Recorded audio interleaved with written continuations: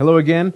And so we're moving on to verses 13 through 24 in our study of Daniel chapter 5. The first few verses we saw there was a feast, and Belshazzar was being idolatrous in that. And as a result, God utilizes this writing, a hand writing on the wall as a proclamation of his judgment that was pending for Belshazzar, and he can't interpret it.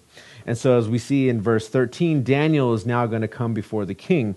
And as we start this particular verse, we can look back at verse 10 in verse 10. And in this part, mom comes to the rescue. And Belshazzar is scared. Obviously, we see a description of what happens to him as a result of his fear. And the queen mother comes in and she tells him, now, basically, there, don't worry. Why don't you go get Daniel? And so eventually Daniel comes back, and Daniel right now is in his late 80s, or he's in his 80s. He's an old man. We might think that he was retired, but he wasn't, because if you look at chapters 7 and 8, God was still speaking to Daniel, because Daniel referenced that he was speaking in the reigns of Belshazzar. And so God wasn't done with him, even though he was older.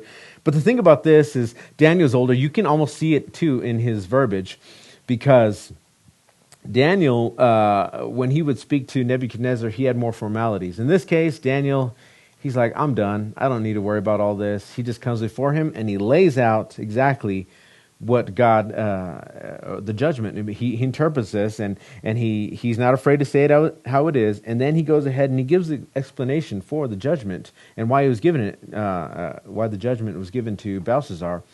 And it was essentially that he did not humble himself, and he did not glorify the God who holds his life breath in his hands.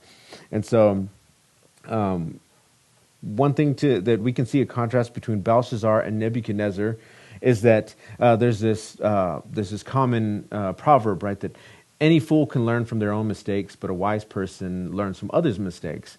And in this case, what Daniel is saying essentially is that you should have known what happened to your grandfather Nebuchadnezzar, and as a result, you're going to be judged, because you should have learned, you should have known better, that this was the God who gave him his power, he gave you your power, and now you're about to lose it. And so a question that I have for us is that we've all made mistakes, and we still make them. The question is, have we actually learned anything from them?